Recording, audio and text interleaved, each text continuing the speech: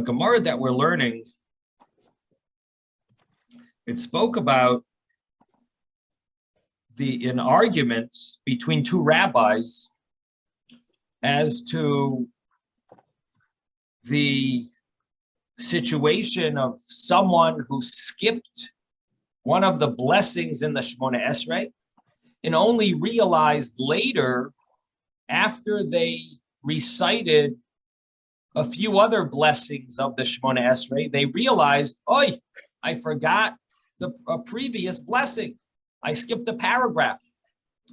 So the question is, what do you do now? You skipped something that was necessary. You went forward, you did some other stuff, and now you're unsure. I mean, we want to know what the law is. So the Mishnah, if you read the Mishnah,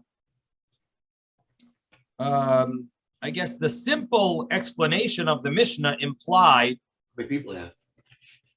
that you start the beginning of the bracha that there was a mistake. That's where you start. You start the beginning of the blessing that you made a mistake in. So, for example, let's say the blessing that you missed was blessing number 7 of the Shemona Esrei.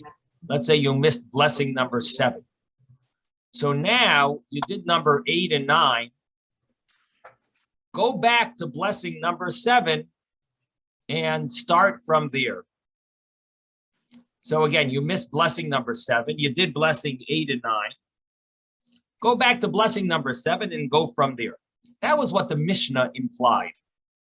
In the Gemara, which is the rabbis after the Mishnah, they had a debate about this scenario, and neither of them seemed to fit the Mishnah perfectly, according to the way we explained it yesterday with Rashi's explanation. Neither of the rabbis seemed to fit the Mishnah. What do I mean? Well, the first opinion was Rav Huna. Rav Huna said that a person who messes up in the middle blessings of the Shemona Esrei has to go back to Ato Choyne, has to go back to the first of the request blessings. You see, the Shemona Esrei is divided into 3 groups. Rav Huna says the first group is blessings of praise. The last group is blessings of thanks. In the middle group of blessings, 13 blessings in the middle, those are called blessings of requests. If a person messed up in the middle of those blessings, he missed one, skipped one, you got to go back to the one you missed out. Not only do you got to make up the one you missed out, you got to start from the beginning of that entire group, according to Rav Huna. So Rav Huna says you got to start from Atochini, the one, you who gives knowledge. That's where you begin. So you skip the blessing much later, but you got to do it in a group. You got to do the full. That doesn't seem like what the Mishnah said. The Mishnah implied you go to the place where you messed up. The Gemara will ask that question. Then we have Rav Asi. Rav Asi's opinion was that you just make up what you missed. You missed blessing number 7. Say blessing number 7 now, and go and jump to where you're holding on blessing number 10. You're up to blessing number 10, but you skipped number 7. Do number 7 and then jump to number 10. Now, in the Mishnah, it doesn't really fit so smoothly because the Mishnah implied you start from the blessing that you messed up in, implying that you start from there and continue from there. You don't jump back to number 10. You do 8 and 9 again. That's what it implies from the Mishnah. However, in the Gemara, Rav Asi seems to be saying that you just say what you missed and you jump to blessing number 10 now. So you missed number 7, you did 8 and 9 already. Go and do. So what ends up happening, according to this, is you said the first 6 blessings. You did 1, 2, 3, 4, 5, 6. Then you did 8 and 9. 1, 2, 3, 4, 5, 6, 8, and 9. And now you're going to do 7 and 10. And that's the order you're going to do it. 1, 2, 3, 4, 5, 6, 8, 9, 7, 10. That's how you're doing your blessings of the Shemona Esrei. So the Shemona Esrei has 19 blessings, and you're doing them not in order. You're switching the order. You made a mistake. You missed one. You missed one? Okay, go back to that one you missed. Now, that also doesn't seem to fit the Mishnah so perfectly. Now, Ben, yes? I add to it, Rabbi? What did you say? I can add something to it. Sure. On that point, what if he remembers on the 15th or 16th blessing? So he go back to 7 and never does any of the other blessings? So let's say I gave an example, Missy, you skipped 7 and you're up to number 10. Right. You're wondering what about if you're closer to the end of the middle blessings? So you're still in the middle blessings, but you're just finishing the middle blessings. Yeah, it doesn't matter what number, if you're at 10 or you're 12 or 14. The main point is you're not going to go back on all the 8, 9, 10, 11, 12, 13, 14, right, just 15. The same rule. You don't go over 8 or 9 again. So don't go over 10, 11, 12, 13 again. So you go all the way to the last 3 blessings. Yeah, so you'll go all the way till the last 3. You insert this wherever you remember, and then jump to and then go to the end. I see. Now, this is a singular view. This is Rashi's view. Now, the surprising thing about this understanding of the Gemara is that the Gemara asks a very strong question on Rav Huna, but it does not ask a question on Rav Asi. So Rav Huna, the Gemara says, how could you say that you go back to Atochoine, to the first of the middle blessings, you go all the way back there and do them all in the right order?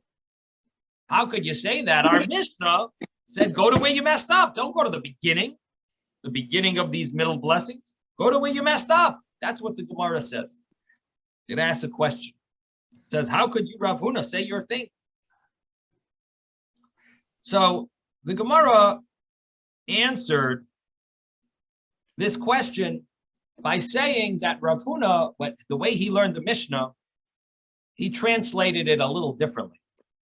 He said, you go to the beginning of the bracha that you messed up, meaning the beginning of the group of brachas. It's all one bracha, that whole group. So you go to the beginning of that whole group of brachas, which is considered like one bracha. And therefore, you go to the beginning, which means the first one of the intermediate blessings of the Shemona Esrei. The beginning blessing would be Ato Choyni. That's how the Gemara answers the question. The problem is, why doesn't the Gemara ask the question on Rav Asi? The same question you ask on Rav Huna, you can ask on Rav Asi. Rav Asi says that you just make up what you missed out. And the Mishnah implies you go back, you start from the blessing you messed up, and you go from there. It seems pretty clear that you can't jump around. Yes, Susan. In Steinsaltz, it says Rav Asi disputes the one aspect of Rav Huna's opinion, as he said, the middle blessings have no set order. Now, part of that is in boldface, and you said the other day that's from the Talmud. Yeah. So is that true that since there's no set order for those blessings, if you make a mistake, it just, to me, you wouldn't have to make up, say some of the lines twice. Right. Is that correct? That's the way we're translating it now. Yes, that according to Rav Asi, Rashi's interpretation of this, which is the way we're explaining it now, is that you don't have to double anything, as you just said. You just fix up what you missed. You make it up and then jump back to where you're holding now. So you make up the blessing number 7 and now jump back to number number wherever you 10. left off, right. Wherever you were. Is that really proper? I mean, No, this is not the halacha. Again, we're learning Gemara, and this is not necessarily the law. This is one opinion in the Talmud, and you would need to go to the Code of Jewish Law to find out. Right. This is not the law, but this is a view in the Talmud, an understanding of one of the views in the Talmud. This is Rashi's understanding. Now, the commentaries mention that there was another version of this Gemara, and on the side of your Gemara, you might have it. It's in the Gilyon Hashas. The Gilyon Hashas is from Rabbi Akiva Eger, and he says they found an old version of this Gemara, and it had a few words that our Gemara is missing. Wow. And that version says this. This proves Rav Asi wrong from the Mishnah. In other words, the Mishnah proves Rav Asi wrong. So Rav Asi's opinion, the way Rashi had it, he had this version, it seems like, and therefore the Gemara doesn't ask a question on Rav Asi because it already said that the Mishnah proved Rav Asi wrong. In other words, in their version, it said clearly Rav Asi is disproven from the Mishnah. The question the Gemara had is Rav Huna. Do we prove Rav Huna's opinion wrong from the Mishnah? And the Gemara answers that it's not proven wrong because there's a way of explaining the Mishnah according to Rav Huna. And that's how the Gemara concludes according to Rashi. Now, according to Tosfos, it's a whole different ballgame. According to Tosfos, and that's how it seems like it's brought in Shulchan Aruch, the Code of Law, and that is that no one holds that if you messed up one blessing, like blessing number 7, you missed, and you're now holding a blessing number 10. No one says you just make up 7 and then jump to 10. Tosfos says that's impossible. We have many sources throughout the Talmud that you can't do such a thing. You can't just make up what you missed and then jump around. It's almost like saying that if you're in the middle of the Megillah and you skipped a chapter and it's Purim, so you did chapter number 4, but you skipped chapter number 3. So go to chapter number 3 now and jump to chapter number 5 afterwards. You can't do that. You can't jump around. It has to be in order. And so the same thing would apply to prayer because the Gemara clearly, or the Mishnah clearly says it over there, that the same thing applies to prayer. So therefore, Tosfos says it's impossible to learn like Rashi. Now, according to that, Tosfos says that the meaning of Rav Asi is different.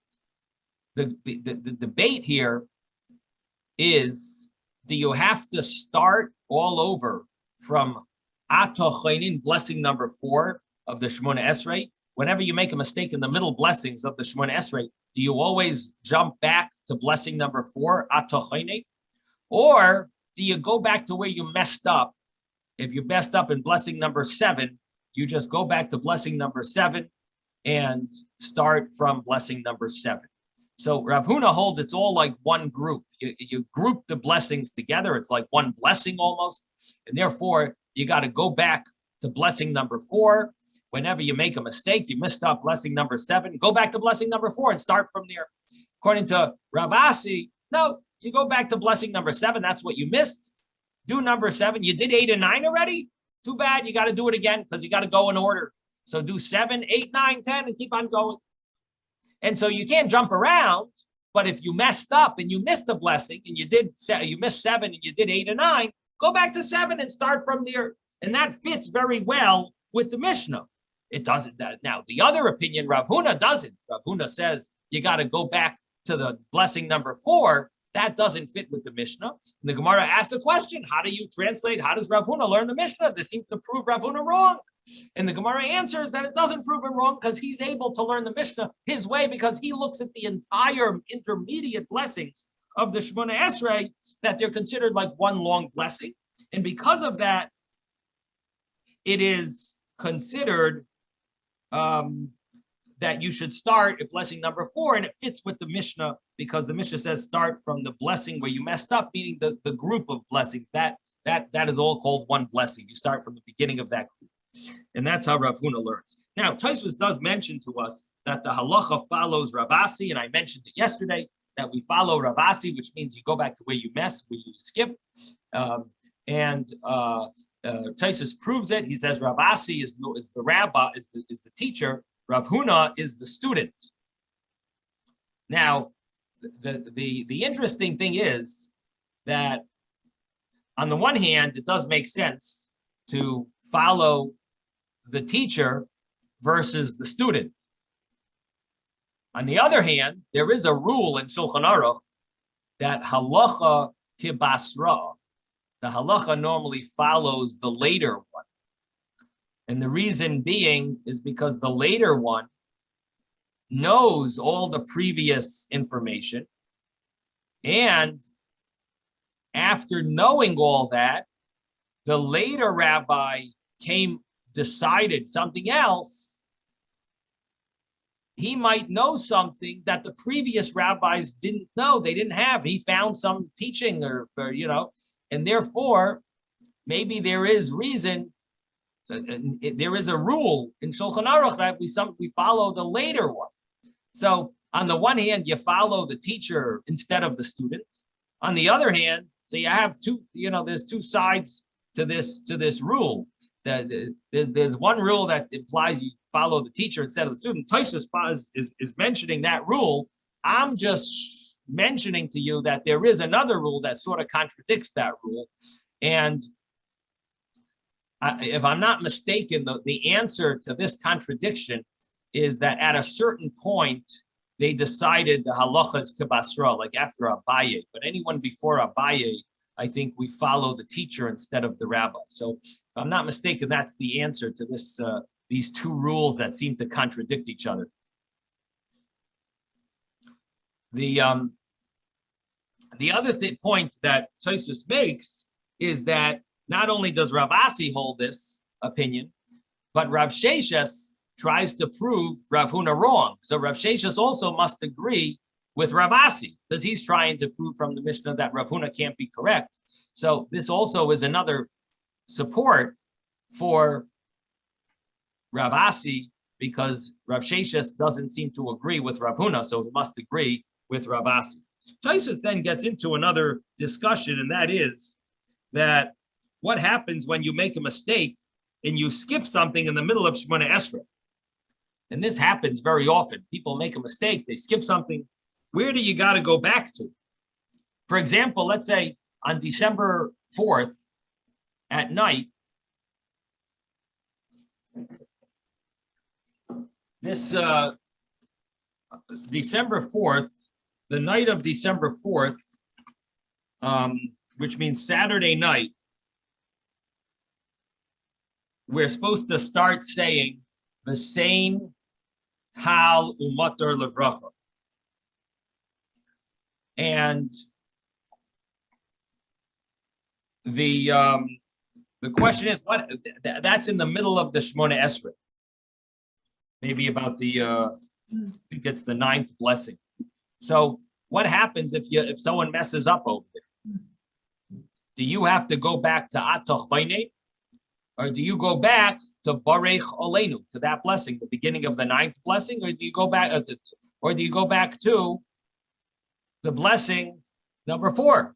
Atoch Chayne. Rav Huna would say you got to go back to number 4 because you messed up. You got to go back to the beginning. It's all one blessing. You got to go to the beginning of these blessings. That's the section. The section, yeah. And Rav Asi would say, go back to Barech Oleinu. Now, the Tosfos does get into also the issue of the mistakes that one makes between Rosh Hashanah and Yom Kippur. The person forgets to add those inserts in the prayers. There's a big argument if you have to repeat the Shemona Esrei, you have to go back because those inserts that are added, they were added by the Go'onim. They're not written in the Talmud. The Zochreinu L'Chayim,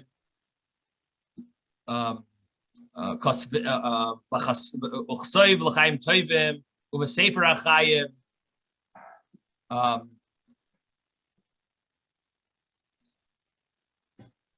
those additions are not mentioned in the Gemara. They're mentioned by after the Gemara. There was a group of rabbis called the Goinim, and after the Talmud was completed, the Goinim established those additions. So those additions, they are those additions are they are established by the Goinim. So the question is, if you missed out on them, does that mean you got to repeat the Shemona Esrei? This is an argument in Tosfos. We actually learned it many months ago. It's on page 12, and this in our Gemara, page 12. There was Tosfos brought down two opinions about it, 12b. So here also Tosfos gets into that, and he deals with that about going back. Where do you go back to? Or do you have to start all over again? Tosfos says if a person messed up and he didn't say Hamelach HaMishpat between Rosh Hashanah and Yom Kippur, according to the opinion that you have to repeat the Shemona Esrei for that, you would go back to the blessing that you messed up. What happens if you messed up at the beginning three blessings and you didn't say Zochreinu L'chaim or Micha Moicha Barachamon Zoiche Yitzurav L'chaim Barachmim? You skipped mentioning the additions that you're supposed to add between Rosh Hashanah and Yom Kippur. So you would have to go to the beginning of the Shemona Esrei. That's an obvious one, because that's in the first three. Well, according to this view that you have to repeat the Shemona Esrei for even those inserts that the Goinim established. So according to that, you would need to go back to the beginning of the Shemona Esrei. Now, what happens if you messed up in the last three blessings of the Shemona Esrei? And for example, you skipped out Uchsoiv L'chaim Toivim. So you go back to Ritzei. You would have to go back to Ritzei, to the beginning of the last three brachas, because those are all blessings that are all considered one. Then Tosfos gets into a very complicated question. If a chazan messes up and skips the Anenu blessing, what do? If he skips Anenu is on a fast day. We recite Anenu. If on a fast day he skips Anenu, and he says Rifa'enu already. So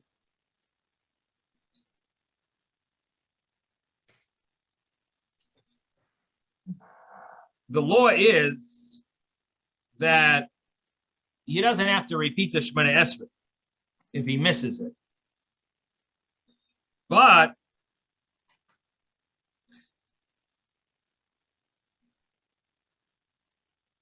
the question is, can he make it up in the Shema Kreilenu blessing, just like individuals add it in the Shema Kreilenu? Can the Chazan add it in the Shema Kreilenu blessing? And is it L'chsoiv after Shema Kreilenu? L'chsoiv is, yeah, I'm talking about Anenu now. Oh, Anenu, I'm sorry. I'm talking about Anenu. A Chazan messed up, skipped it from in between the Goyel Yisrael and Rifa'enu. He's supposed to add it over there, and he missed it. So the law is that he doesn't have to repeat Shemona Esrei. But the question is, does he make it up in the Shema Kreilenu part? Can he make it up over there? Rabbi. Now,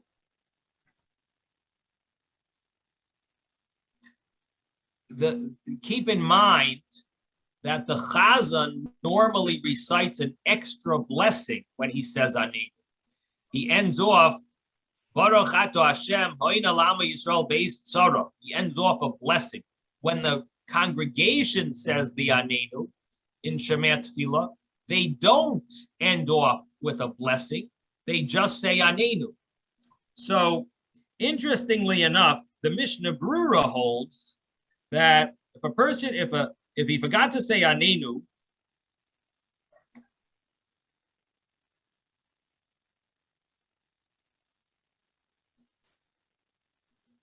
one second. Let me just make sure the Chazan says Anenu.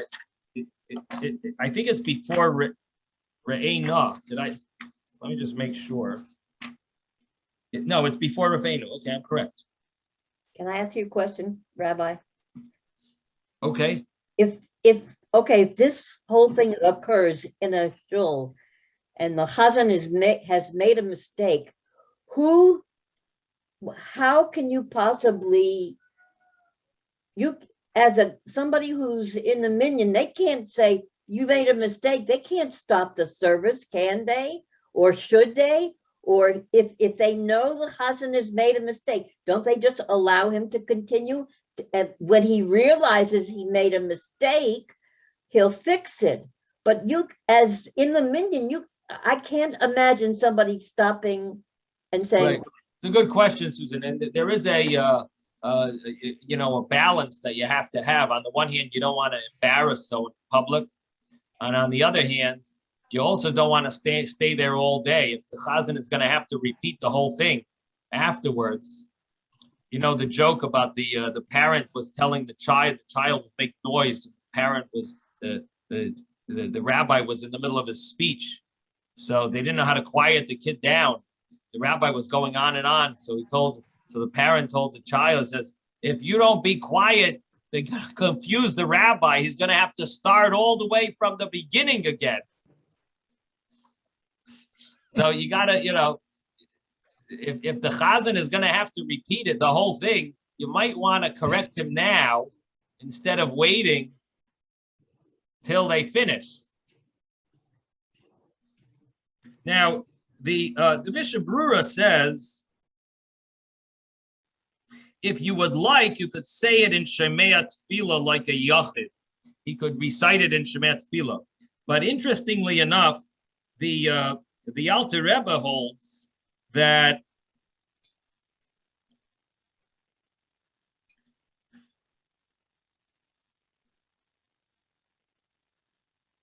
so the Mishnah Brura holds you would complete it. The Mishnah Brura holds you would complete it in Shemea Tefillah, and you fulfilled your obligation.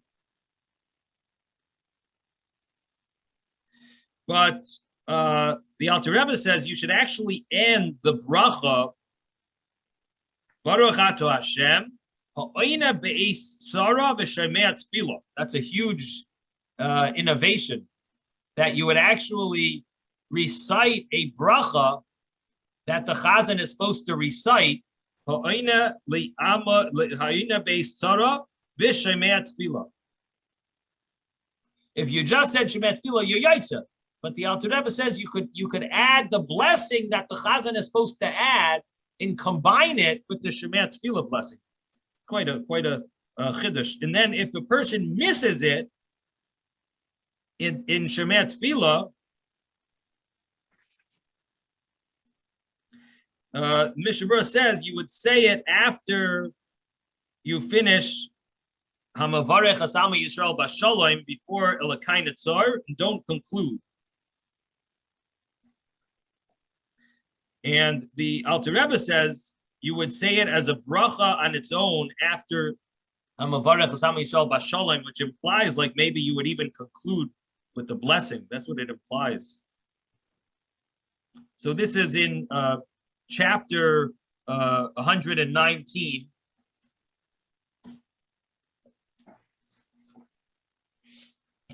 Chapter 119. So the Alter Rebbe over here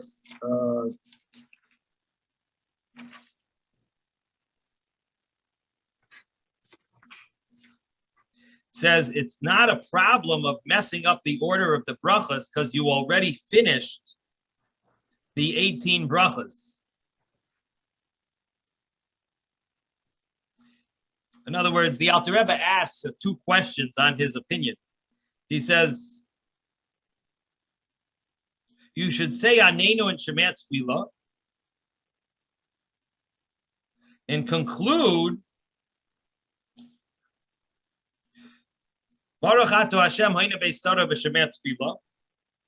It's based on a Hagoyis Maimonides. It's not the Alter Rebbe's innovation. I have to take that back. It's not his own innovation. He's quoting the Hagoyis Maimonides, and he explains it. He says it's not a problem that you're concluding a bracha with two blessings, because the bracha of Shemat Tefillah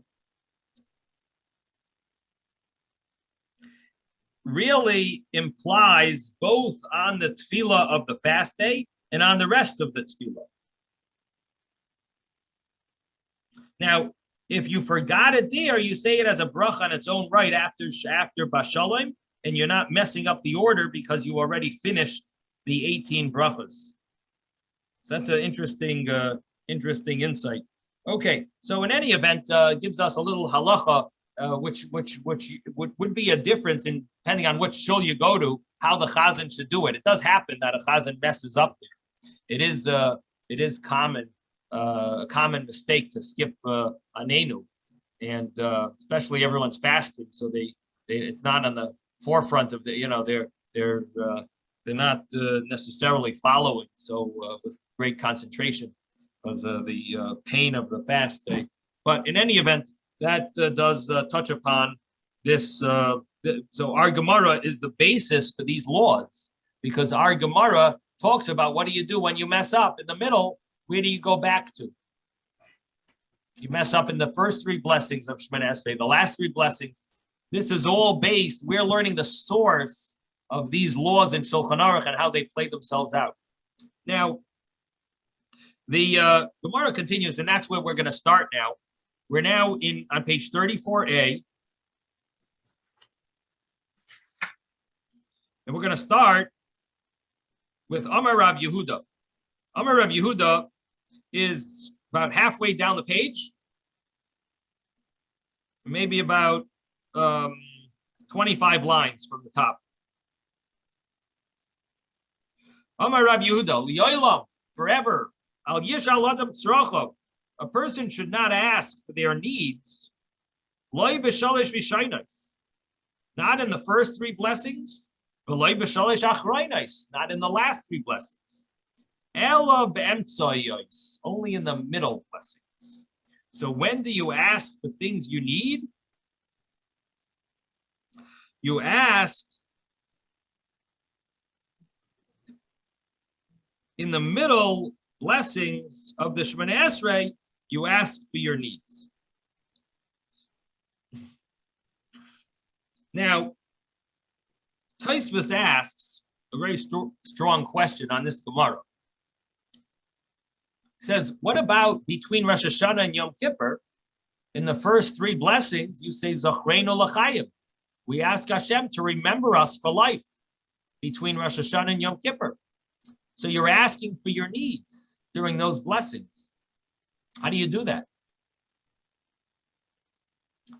And Tosfos also mentions there's also another addition, Kravitz, which is it's called a piyut. It's like an additional little prayer that some congregations adds in on a holiday. And then you have, Tosfos asks, what about Ya'aleh V'yavoy? Ya'aleh V'yavoy. How do you say Ya'aleh V'yavoy where you're asking Hashem for your needs? And it's in the last three blessings of the Shemoneh Esrei. So Tosfos answers that only applies to an individual's needs. But when you talk in plural, then you're allowed to even include it in the first three blessings of the Shemoneh Esrei and the last three blessings of the Shemoneh Esrei. And so that's not a problem.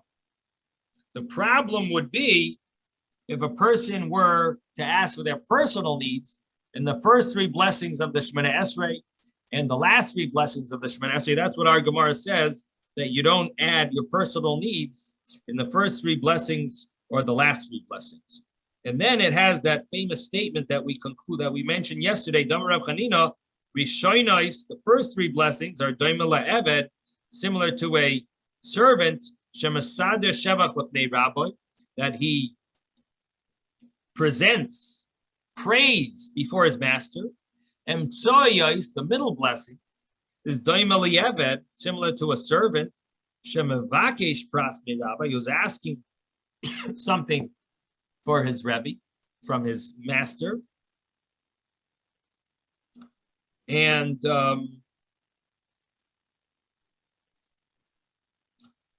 pras means a slice.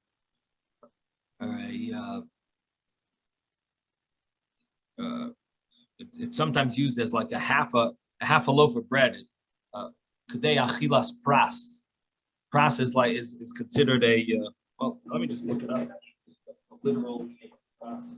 I think it means a slice, literally. A shtickle. A piece. A shtickle. Piece of bread. Right. It's used as a half, but in Kadei achilas pras. But let me just see here.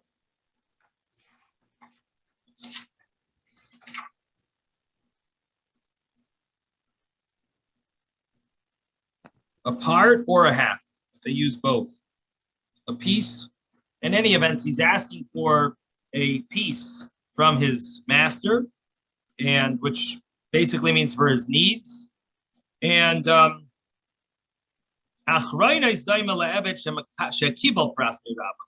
last brachas of the Shemoneh Esrei is like a servant who received his portion from his rebbe, from his master.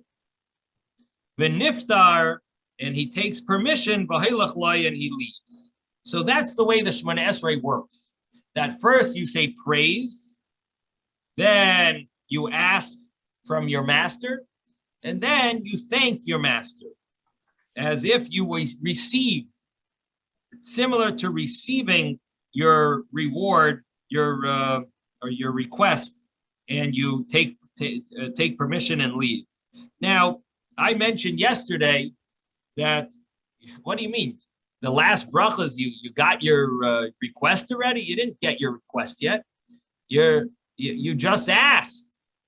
Give Hashem some time to give it to you. It's as if you got it already. So I think on a simple level, what it means is that you're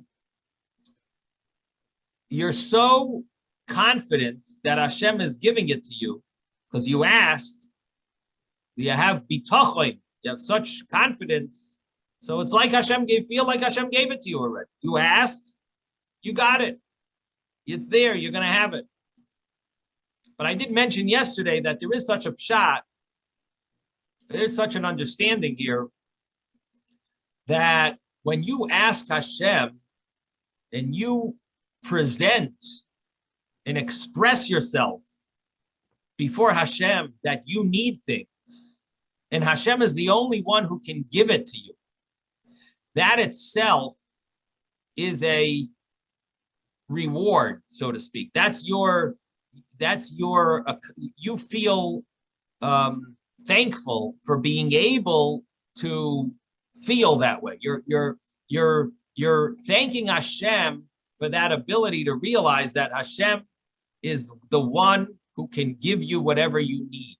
That itself deserves thanks. It's like your feeling of closeness to Hashem, your feeling of attachment to Hashem, and that's what you're thanking Hashem for. And now comes the next Gemara. And the next Gemara, yes. Which are the three last blessings? Well, you have Hamachazer Shchinasei L'Tzion. Okay. Atoiv Shimcha L'cha Noel L'Hoidos. Yeah. And Hamavarech As Ama Yisrael Bashalom. Okay, thank you. So the Gemara continues and it says, Tanu Rabbanon, the rabbis learned. There's a story with one student. He became the chazan. Bifnei Rabbi Eliezer, in front of Rabbi Eliezer. And he was dragging out his davening very long. And the people were going crazy. Amar le Talmida, Amar le Talmida. So his students told their teacher, Rabbeinu, master, Kama Archon Huzeh, how long is this guy going to daven? Amar lahem, Klum Mayrach Yosef and Moshe Rabbeinu. What are you so worried about? Is he davening more than Moshe Rabbeinu? The Chsiv Bey Asar Boyim Hayoim Asar Boyim Alayla. By Moshe it says that that Moshe davened for 40 days. Calm down. He hasn't reached the max yet. 40 days, that's considered a maximum long tefillah. This is, he's not doing, he didn't do more than Moshe. Shuv, Maisa B'Talmidach, and another story with one student. Sheyarad Lefnei Ateva, he became the Chazan. B'Fnei Rabbi Eliezer. V'Hayamakatzu Yosim died. And he was rushing through. He was very short. Daven very short. So Amar Lahem, I'm sorry, Amar Lai Talmidim, I skipped the line. I skipped the word. Amar Lai Talmidim, Kama Katran Huzeh. How short is this? This guy's shortening the davening, so short. Amar Lai, so Rabbi Eliezer answered them, Klum Makatza Yosem and Moshe Rabbeinu. Is he davening shorter than Moshe Rabbeinu? D'chsiv kel na refan Allah, that when Moshe davened for his sister, he did a very short prayer, and it didn't ruin things. It worked. Moshe davened the short prayer, so he said, "You're so worried that this man is doing a short prayer, that this chazan, even Moshe did a very short prayer. He's not doing worse than Moshe, so it's okay."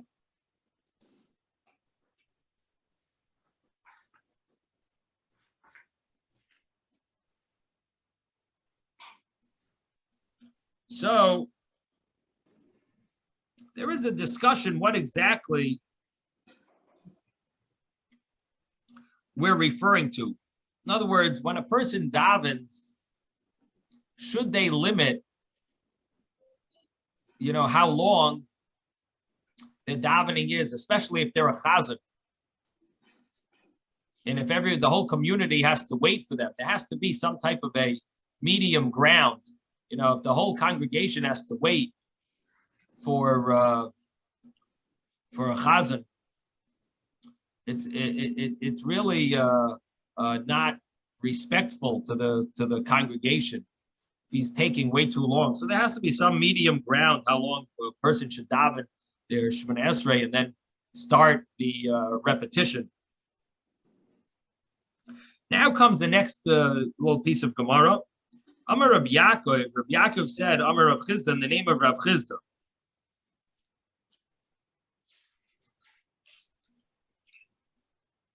Rabbi, can I ask you a quick question? Yeah. You were saying a few minutes ago that the Kohanim established the additions to the Talmud. How can I find those? The Goinim added a few small additions. How can I find those? Do you have a siddur? Yes. So in your siddur, there's a prayer called the Amidah. Right. The Shemoneh Esrei. Right. In that prayer, you will see when it says add this between Rosh Hashanah and Yom Kippur, okay. You'll know that that's the addition of that is an addition of the Goinim, of the rabbis after the Talmud. Now that doesn't apply to Hakel HaKadosh. There are two additions between Rosh Hashanah and Yom Kippur that are from the Gemara, but the other additions are not from the Gemara. I see. Okay, thank you. Rebbe, what I was talking about, I'm following along in Sefaria, the Gemara. Yeah. Where each time they mention somebody, you can highlight who they were. Okay. So here, let me just find it. Kelna Rafana, Amar Rav Yaakov, Amar Rav Chizda. One second, Isaac. Let me mute everyone. Unmute yourself, Isaac. Rav Yaakov was a fifth generation Tana Amar Rav Chisda, he's a third generation Amira. So it's Rav Chisda quoting Rav Yaakov, not the other way around.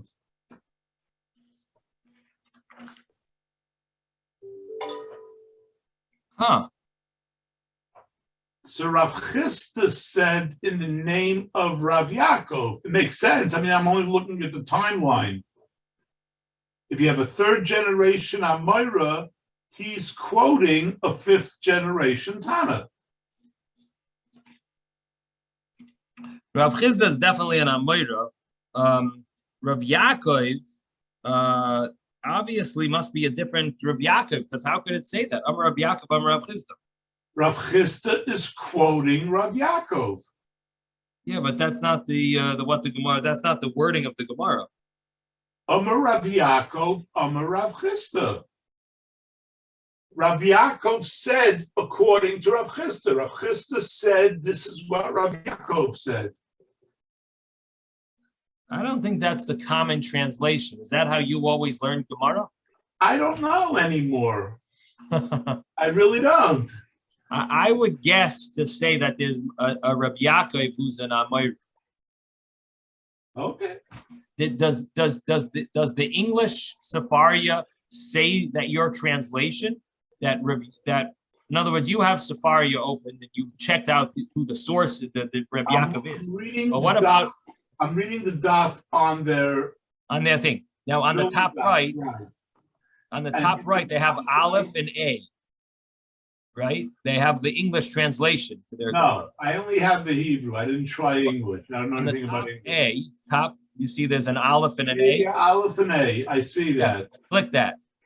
So I should do layout language. I see. Okay, let's do that. Okay. And let's just see if it says Rav Chisda. Oh, English. Rabbi Yaakov said that Rav Chisda said. Wow. Yeah. That's the common translation of this type of a statement. So I would be very surprised. I would be hesitant to translate it differently. I would guess that there's more than one Yaakov, and so Yaakov was probably a common name. That would be my guess. But the other place, Ben Kurshi, a fifth generation Tana. Right. I would guess that now the problem is you're using Sepharia, not the introduction to the Talmud. That's the famous. Well, I know. The Sefer is the best.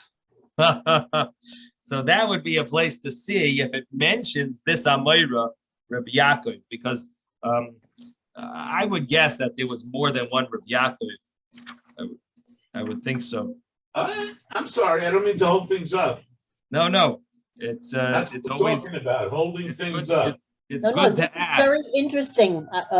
This is very interesting.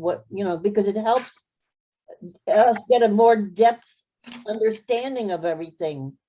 Okay, they have a Rabbi Yaakov Bar Idi. Just 1 second, Susan. They have a Rabbi Yaakov Bar Idi, but he's a second generation Amira, a disciple of Rabbi Yochanan, and he lived in Eretz Yisrael. Now we got to figure out where was Rav Chisda.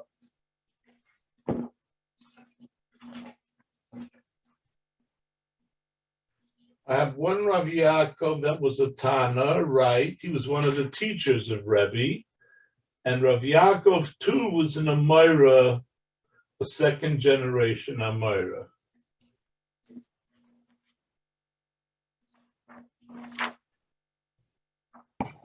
Now Rav Chisda is you said it was a third, did you say a third generation Amira? They said, let me see. Yeah. Rav Chisda, they said it was a third generation Amira. And he was also, here they write he's a late second generation Amira, successor to Rav Huna. And he was in Babylon. And this was Rav Yaakov Bar Idi was in Eretz Yisrael.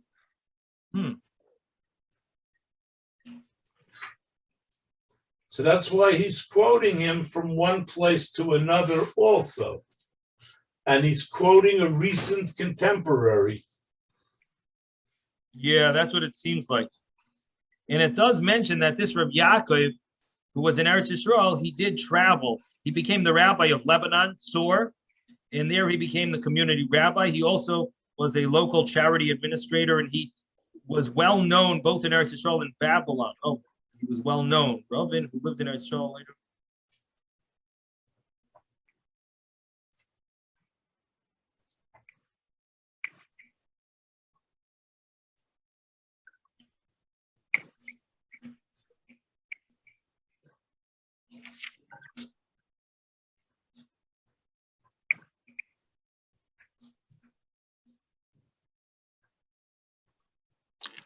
Rabbi, Yeah, in the book Who's Who in the Talmud by yeah, Shalamas Friedman, they yeah. have Rabbi Yaakov. They have about, I would say, maybe 15 different Rabbi Yaakovs. Okay. All right. Sounds like, yeah, it would make sense that maybe it's a different Rabbi Yaakov. Okay, thank you, David. That's good. So I guess we got to sort of, you know what it seems like? The art scroll maybe just took names of rabbis that there's a lot of info about them. Maybe that's the story. Anyone that we have very little info about didn't really, they don't elaborate on. Okay, in any event, Rabbi Yaakov says the name Rabbi Chisda. Kol hamavakesh rachamim al chaveroi. Whoever asks for mercy on his friend, meaning you ask Hashem to heal him. Oh, I'm sorry, Susan, did you want to say something, or you're muted? I just wanted to say, I picked up the sitta, and the additions they're gray, in a gray background. Okay. So now I know I have it, and now I understand a lot better. Thank you. Okay, good. And now you'll know if you miss something in the middle of the Shemona Esrei, you got to go back. There are rules there. Certain ones you got to go back to that brech. Based on our Talmud, that's where we know about going back. You go back to. Okay, so back to the Gemara. So the Gemara says here we're on 34a, and we're learning about the law of when you daven for someone else. So we're 5 lines up from the bottom of the page. Amar Reb Yaakov, Amar Reb Chisda. Reb Yaakov says in the name of Reb Chisda, whoever asks Hashem for mercy. Yeah, you have the introduction to the Talmud, but we're in the Talmud Brochos. So the second volume of that the art scroll Talmud. I don't know if you have an art scroll, Mrs. Greenberg, but you might have the regular Talmud. But the introduction to the Talmud will give you names, but it's not where we are. We're on page 34a of the regular Talmud. So if you daven for someone else, ein tzarech lahaskir shema, you don't have to mention their name. Shenemar, as it says, kel na Hashem, please, rafan Allah, forgive, please her. Like midkar shema de Miriam, and it doesn't mention the name of Miriam. So we see from here, heal her, not forgive her. What did I say? You said forgive her. Oh, I'm sorry. Heal her. But like Hamidkar, you didn't mention. Remember, he didn't mention the name of Miriam. He said, "Hashem, please." Oh, heal her. Oh, that's what. Oh, okay. Now I got you. When I translated the word "refa," "refa" means heal. So Kelna Hashem, thank you, Ezra. Thank you, Kelna Hashem, please, Rafan Allah, please heal her. And he didn't mention the name of Miriam.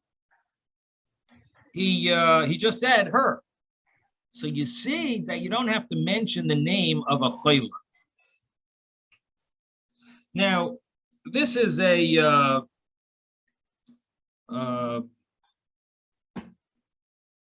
it's an important Gemara because it tells us, of course, every Gemara is important, but I mean, it tells us a halacha here that when you daven for someone, let's say you're visiting a sick person, you don't have to mention their name or think of their name in your prayer. You just have them in mind. That's it. And that's good enough. However, if they're not in front of you, then it is appropriate to mention their name. Like for a Misha Berach or something, you mention their name, the Misha Berach. When you're davening and saying Tehillim, for someone. So you would, it is appropriate to mention the name of the chayla who's sick. Rabbi, is this Yes. where the concept of changing a person's name when they're sick comes from? I don't know if this is the source for that. The idea of changing a name has to do with if there's a decree against this person in heaven. So by changing the name, we hope that it'll change their mazel, and the decree that was mentioned about that person now doesn't apply to them because they are a different person. They're a different Right. name. But I don't know that that is connected to this idea. This we're just seeing from the story of Moshe Rabbeinu davening for his sister. His sister had saras, leprosy, because she spoke lashon hara, gossip. She gossiped, and because of that, even though she meant well or whatever on her level, she ended up getting punished with leprosy. And Moshe Rabbeinu prayed for her, and he davened for her, and he said these 5 words, Kel na rafan Allah, which the Gemara earlier said, we see from here that, you could say a short prayer. Short prayer is, it's not a problem. Even Moshe said such a short prayer. What is interesting is that Moshe said this prayer because they were afraid that Moshe was nervous that if he davened long, people would talk about him saying, oh, for his sister, if he davened long, they would say something like, they would come up with some claim that his sister is suffering and he's sitting around praying at length, or, they would have something negative to say about it. But nevertheless, we still see that even a small prayer is considered a prayer. And the Gemara here says, we also see from that you don't have to mention the name of the chayla.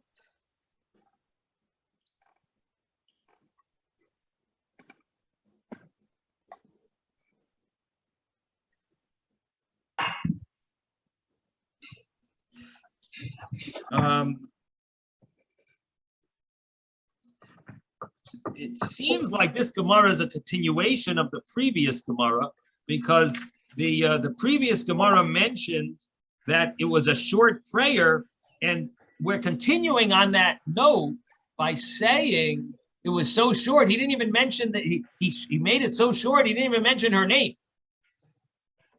So in any event, what we see here is that you daven for someone, you don't have to mention their name if you're visiting them, if they're in front of you. If they're not in front of you, then you would mention their name. Okay.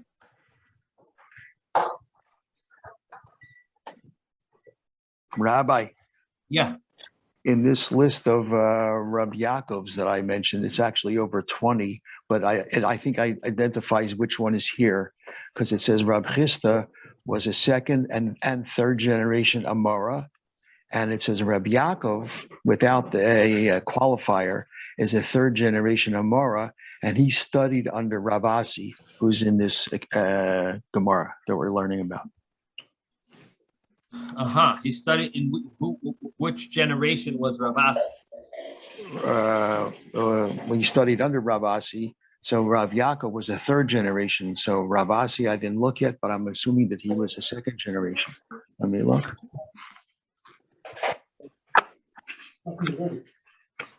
Second or third. It's interesting knowing all this, when you see the different names and you understand that they all were in one yeshiva together or they lived together, it adds a whole different dimension tomorrow than just names being tossed around. Here it says, Sure, it's great, yeah. Here it says Rav Asi is a first generation Amora. First generation Amora. But So there's maybe another Rav Asi who's a third generation Amora. And it doesn't tell you which when Rabbi Yaakov was a student of Rav Asi, it doesn't say which generation. I'm gonna look. Let's see. Which Rav Asi it's referring to? I think it's from the first one. let me look, and you keep on Good job going, and over I'll there, look. David, because you Can I got 20 just- Rabbi Yaakovs to figure it out Yeah. from. Well, there's So only I we'll let just two. want to say There's what, only what, two Rabbasis. The good thing, David, is you could do a little essay on it. This could be your essay. You excuse yourself Yeah. and say goodbye. Oh, okay. What did you want to I'll say, find it Susan? afterwards. Okay, wanna very say good. that Tomorrow, it adds this in-depth about these people's names adds a humanness to the discussion, because a name for me it's a name, but Right, go right. back and tell me this is an Amoya, this is a Tanaka, this is what generation. It gives more a human aspect that these were real people. Very, very good. Yes, Rabbi, I yes, want Ben. to say, if Rabbi Yaakov was second and third generation, Rebasi was third, he was the other Rebasi, the one that was in the first generation. Right, that would make sense. He has to be older than Yaakov. Right, right. Okay, very good. Sei gesund, everyone. We'll see you later. Thank you. Thank you. Okay.